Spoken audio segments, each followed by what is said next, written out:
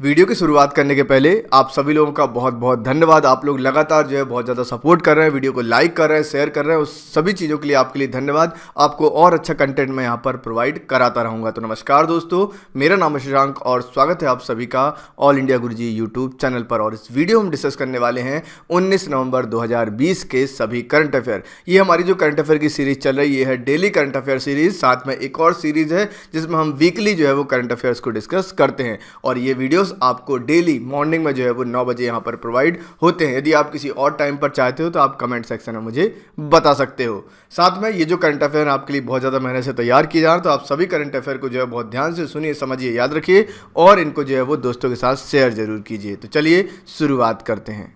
साथ ही मैं आपको यहाँ पर एक और इंपॉर्टेंट इन्फॉर्मेशन दे दूं कि अनअकैडमी आपके लिए लेकर आया है जो स्टूडेंट यूपीएससी सीएससी एग्जाम की तैयारी कर रहे हैं उनके लिए best free live classes bye top Unacademy educators. Unacademy के टॉप एजुकेटर्स यहाँ पर यूपीएससी सीएससी एस्पिरेंट्स के लिए फ्री लाइव क्लासेस लेकर आ रहे हैं 19 और 20 नवंबर के दिन। और ये जो क्लासेस आपको यहाँ पर मिलने वाली हैं, ये 5 क्लासेस यहाँ पर मिलेंगी, जिसमें पहली क्लास होगी quick discussion on hormones and nutrition, second class होगी session on important concept of Indian economy, third होगी late night news analysis by the Hindu 19 November 2020, session on important article of the Indian constitution, late night news analysis of the Hindu 20 November 2020। ये सारी classes आपकी ली जाएंगी Rakesh Verma sir के द्वारा, मुदित sir के द्वारा, Venkatesh sir के द्वारा, मुदित गुप्ता सर के द्वारा और वेंकटेश सर के द्वारा जो है वो यहाँ पर ली जाएंगी। तो ये अनअकैडमी के टॉप एजुकेटर हैं जो कि यूपीएससी सीएससी एग्जाम प्रिपरेशन जो है वो आपको कराते हैं। तो सभी लिंक आपको जो है वो डिस्क्रिप्शन में मिल जाएंगी। आप जाइए, क्लिक कीजिए और अपनी प्रिपरेशन को यूपीएससी सीएससी 2020-21 की प्रिपरेशन को जो है वो कंप्लीट कीजिए अनअकैडमी के साथ में, फ्री लाइव क्लासेस और टेस्ट सीरीज के साथ में। तो मिलते हैं फ्री लाइव क्लासेस में।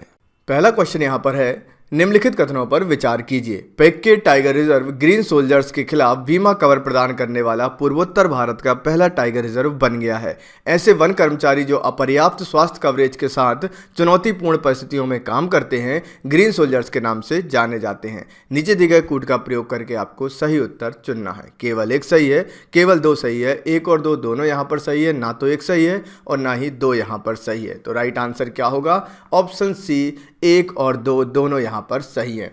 पेक्के टाइगर रिजर्व जो है वो ग्रीन सोल्जर्स के खिलाफ बीमा कवर प्रदान करने वाला पूर्वोत्तर भारत का पहला टाइगर रिजर्व बन गया है। मोस्ट इंपॉर्टेंट फैक्ट है जो आपके सभी एग्जाम्स में ये पूछा जाएगा।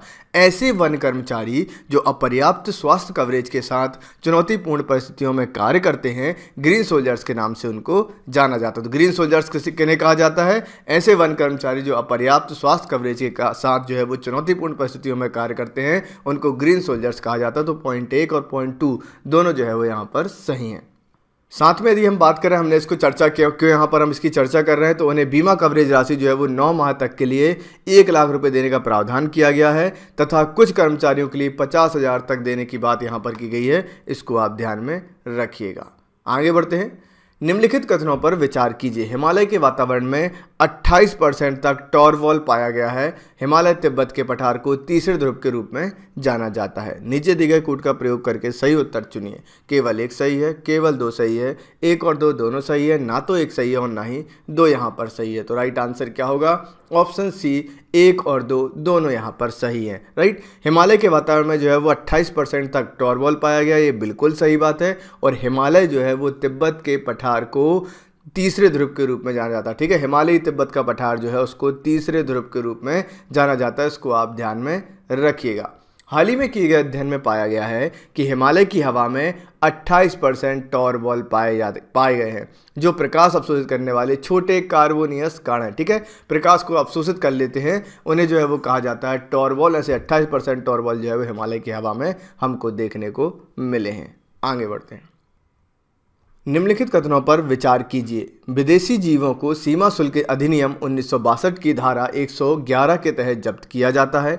हेंगाबारी रिजर्व फॉरेस्ट अरुणाचल प्रदेश में स्थित है। नीचे दिए गए कूट का प्रयोग करके आपको सही उत्तर चुनना है। केवल एक सही है, केवल दो यहाँ पर सही है, एक और दो दोनों सही है, ना तो एक सही है और ना ही दो यहाँ पर सही है। तो राइट आंसर क्या होगा? ऑप्शन ए, केवल और केवल एक यहाँ पर सही है। विदेशी जीवों को सीमा शुल्क अधिनियम 1962 की धारा 111 के तहत जब्त किया लिया जाता है कोई विदेशी जीव है तो उसको जो है वो सीमा शुल्क अधिनियम 1962 की धारा 111 के तहत जो है वो जब्त कर लिया जाता है। याद रखेंगे इस फैक्ट को। साथ में हेंगाबारी रिजर्व फॉरेस्ट जो है गुवाहाटी में स्थित है, जिसके अंतर्गत असम राज्य चिड़ियाघर स्थित है, जिसमें हाल ही में 6 नीले मकाक और 2 कैप्चिन बंदरों को लाया गया है। इसको आप यहाँ पर ध्यान रखिएगा। बढ़ते हैं नेक्स्ट क्वेश्चन की तरफ।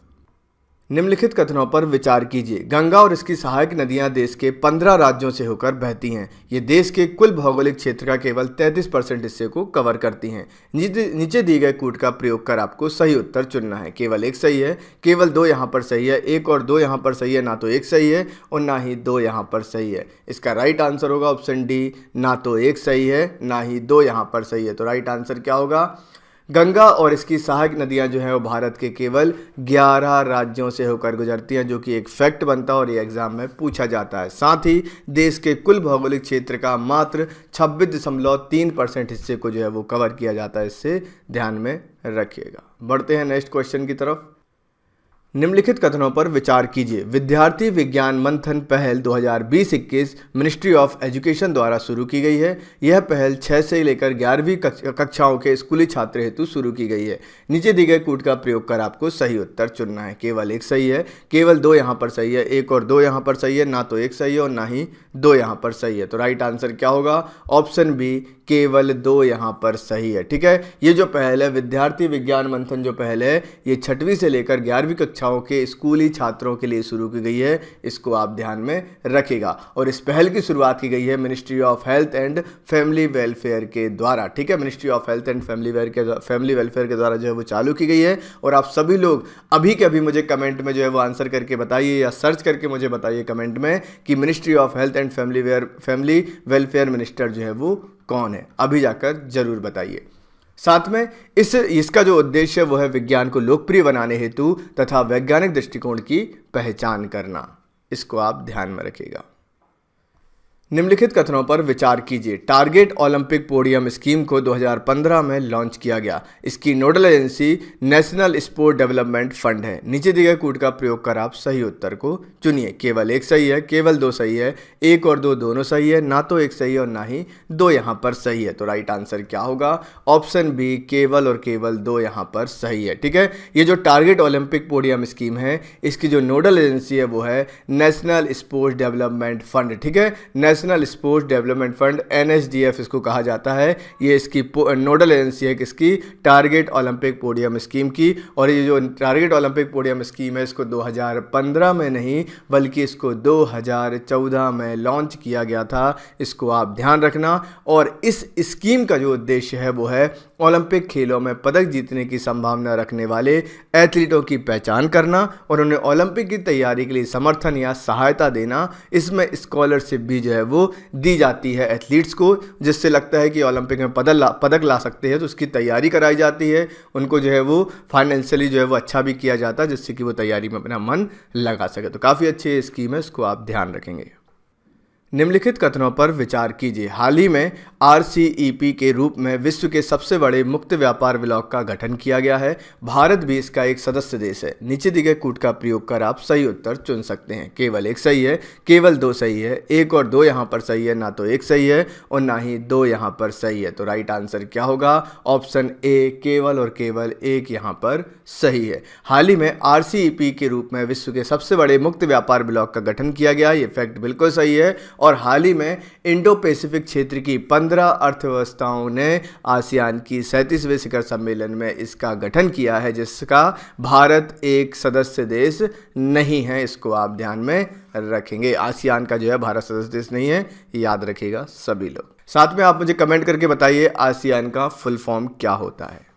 अर्थ ओवरशूट डे का निर्धारण किसके द्वारा किया जाता है? WEF, वर्ल्ड बैंक, अनफाओ, UN, FAO, global footprint network. इसका राइट आंसर क्या होगा? इसका राइट आंसर होगा option D, global footprint network. Earth overshoot day का निर्धारण जो है वो किसके द्वारा किया जाता है?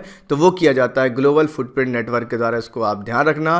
प्रत्येक वर्ष 22 अगस्त को अर्थ ओवरशूट डे जो है वो मनाया जाता है, जो संसाधनों की कमी को दर्शाता है। इसको आप ध्यान में यहाँ पर रखेंगे। राइट, तो याद रखिएगा। बढ़ते हैं आगे नेक्स्ट क्वेश्चन की तरफ। राष्ट्रीय खेल प्रोत्साहन पुरस्कार 2020 किसको दिया गया है? इंडियन आर्मी, रक्षा मंत्रालय, खेल मंत्रालय, air force sports control board. Right answer क्या होगा? राइट आंसर होगा option D, air force sport control board को जो है वो दिया गया है राष्ट्रीय खेल प्रोत्साहन पुरस्कार 2020। इसको आप ध्यान रखेंगे। साथ ही मैं आपको यहाँ पर एक इंपॉर्टेंट इन्फॉर्मेशन और दे दूँ, मैंने जो है वो नेशनल स्पोर्ट्स अवार्ड राष्ट्रीय खेल पुरस्कार 2020 जो दिए गए हैं उस पर एक बहुत शानदार वीडियो बनाया, आपको आई बटन में मिल जाएगा, या आप जो है वो नेशनल स्पोर्ट्स अवार्ड राष्ट्रीय खेल पुरस्कार 2020 बाय ऑल इंडिया गुरुजी लिखकर आप सर्च करोगे तो भी आपको जो है वीडियो मिल जाएगा। तो आप इस वीडियो को देखिए, आप चैनल को सब्सक्राइब करेंगे तो भी आपको वीडियो जो है वो दिखाई दे जाएगा। उस वीडियो को आप जरूर पढ़िएगा, वो आपके एग्जाम में उससे क्वेश्चन जो है वो पूछे जाएंगे। नेक्स्ट क्वेश्चन देखते हैं। हाल ही में नम्मा कोल्हापुरी चप्पल को जीआई टैग दिया गया है जो किन राज्यों से संबंधित है? गुजरात और गोवा, कर्नाटक और केरल, आंध्र प्रदेश और तमिलनाडु, महाराष्ट्र और कर्नाटका। राइट आंसर क्या होगा?